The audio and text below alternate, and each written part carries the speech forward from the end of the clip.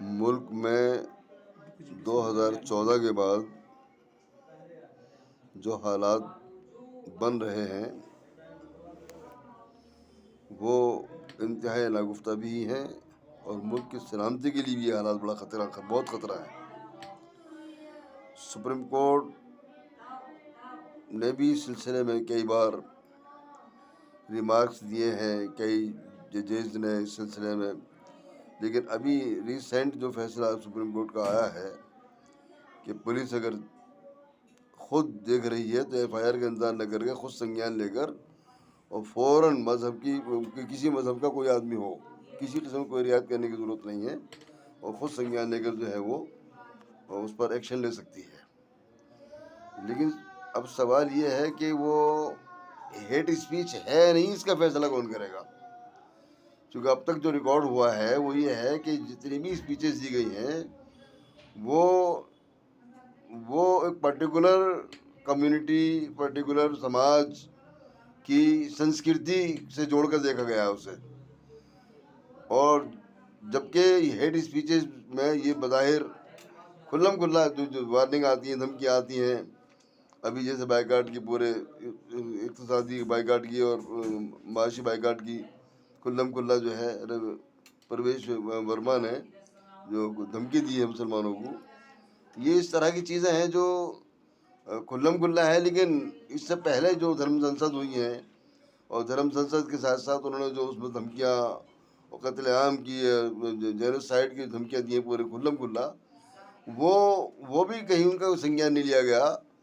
اور آج تک کوئی ان کے خلاف۔ اب یہ جب پرویش ورما کا معاملہ سامنے آیا تو سپریم کورٹ میں اس کی ویڈیو باقاعدہ دکھائی گئی، اس پر سپریم کورٹ نے تھوڑا سا اپنا سخت موقف اختیار کیا ہے، لیکن ابھی تک جو ہے نرسنگ آنند جو ہے وہ آج تک اس پر کوئی ایکشن نہیں ہوا، اور وہ مسلسل جو ہے اس کے تیور ہمیشہ بڑے تلخ رہتے ہیں۔ تو اس سے ملک کی شبیہ جو ہے پوری دنیا میں بہت خراب ہو رہی ہے۔ نپو شرما کو لے کر ہی پہلے بہت زیادہ بھارت کی اور ہمارے ملک کی رسوائی ہوئی تھی، اور یہ پرویش ورما کا جو ہے ویڈیو یہ بھی پوری دنیا وائرل ہو رہا ہے۔ تو اور ابھی تک جو ہے بی جے پی نے کوئی ان کے خلاف آج تک کوئی ایکشن نہیں لیا ہے۔ شاہین باغ کے زمانے میں جب یہاں جمنا پار کا جو وائلنس ہوا ہے دلی کا، اس سے پہلے جو کپل مشرا، یہ پرویش ورما اور یہ آپ کے انوراگ ٹھاکر کی نے جو زبان اختیار کی تھی، وہ بالکل بہت ہی اوریاں زبان تھی، ننگی زبان مسلمانوں کو دھمکی دی تھی۔ تو یہ سب چیزیں جو ہو رہی ہیں یہ 2014 کے بعد کا ہندوستان ہے، جسے مودی کا ہندوستان کہا جا سکتا ہے، جدید ہندوستان کہا جا سکتا ہے۔ ابھی جدید ہندوستان کیا مطلب کس طرح کا ہندوستان بنانا چاہتے ہیں مودی جی، یا کس طرح کے ہندوستان کو آج کی نئی نسل دیکھنا چاہتی ہے، یہ فیصلہ کرنا بہت بہت ضروری ہے۔ نئی نسلوں کے حوالے تو آپ جیسا ہندوستان کریں گے، وہ اگرچہ اس کے خوابوں کا ہندوستان تو وہ نہیں ہوگا، اس میں ضرور ریفارم کرے گی وہ، لیکن اگر امپوز کرنے کی کوشش کی گئی تو وہ تو بے بس ہے، بے دست پا ہے، وہ کیا کرے گی؟ جیسا ہندوستان پیش کرو گے قبول کر لے گی اسے۔ لیکن یہ صحیح ہے کہ آج بھی اکثریت طبقہ بھی حکومت کی اس گھناؤنی اور زہر آلود مہم سے بہت سخت نالاں ہے، اور وہ کسی بھی قیمت پر ہندوستان میں اپنے ملک کا تانا بانا بکھرنے دینا نہیں چاہتی، نہ یہاں کے بھائی چارے کو ختم کرنا چاہتی ہیں، نہ یہاں کی رواداری ختم کرنا چاہتی ہیں، اور یہ الحمدللہ یہی تمام چیزیں ہیں جو ہماری رواداری اور ہماری کثرت میں وحدت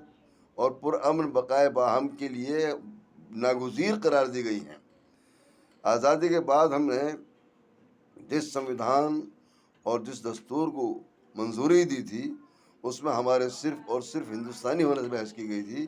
وہاں کسی مذہب کا تصور نہیں تھا۔ مذہب سیکنڈری چیز ہے، پہلے فرسٹ آف آل جو ہے ہندوستانیت اور قومیت ہے ہندوستان کی۔ تو جو بھی ہے ہم نے بحیثیت ہندوستانی سوچنا ہے، اور یہاں جتنے بھی حقوق ہیں آزادی کے بعد وہ بحیثیت ہندوستانی ہر ایک کے حقوق ہیں یہاں پر، اور کسی قسم کا کوئی وائلیشن نہیں ہونا چاہیے ان کا، اور نہ وائلیشن کرنا چاہیے کسی کو۔ جو حقوق جس کے ہیں وہ ملنے چاہیے بحیثیت ہندوستانی قوم، کسی بھی قسم کا کوئی بھید بھاؤ اور کسی قسم کا کوئی ڈسکرمنیشن اور کسی قسم کا کوئی مذہبی تعصب بالکل کسی بھی معاملے میں ظاہر نہیں ہونا چاہیے. ہم ہزاروں سال سے رہتے آئے ہیں اسی طرح شان و شوکت سے. ہزاروں سال کا مضبوط ہندوستان ہمیں جب دیکھا تو وہ ہندوستان بھی ہماری رواداری کا اور ہماری باہمی بھائی چارے کا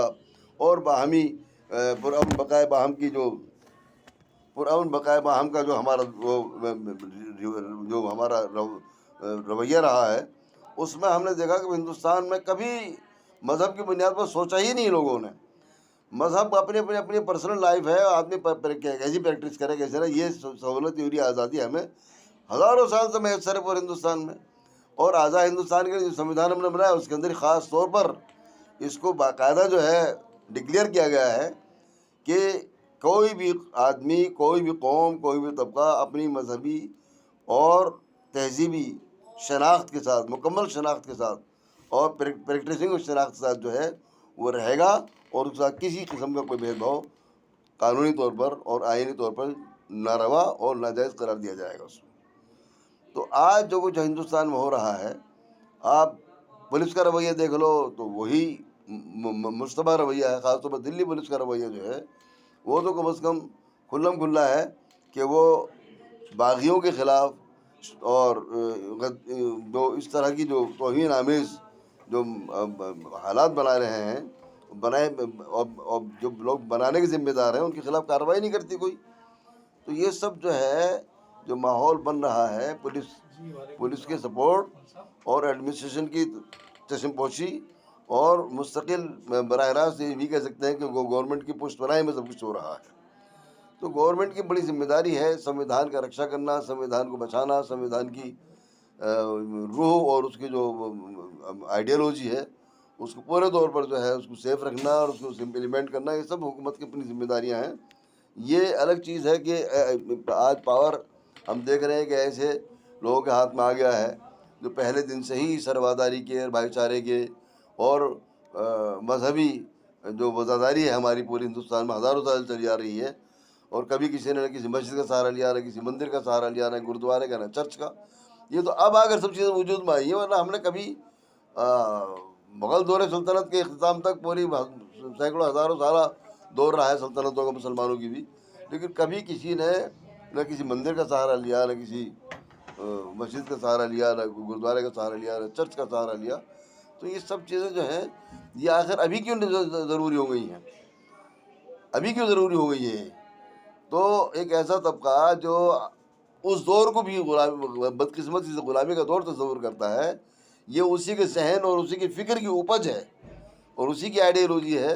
کہ جتنی بھی شگاف ڈالی جائیں، جتنی بھی دراڑیں ڈالی جائیں اور جتنی بڑی سے بڑی مضبوط دیوار مذہب کے اور دھرم کے بنیاد پر جو ہے کھڑی کی جائے، وہ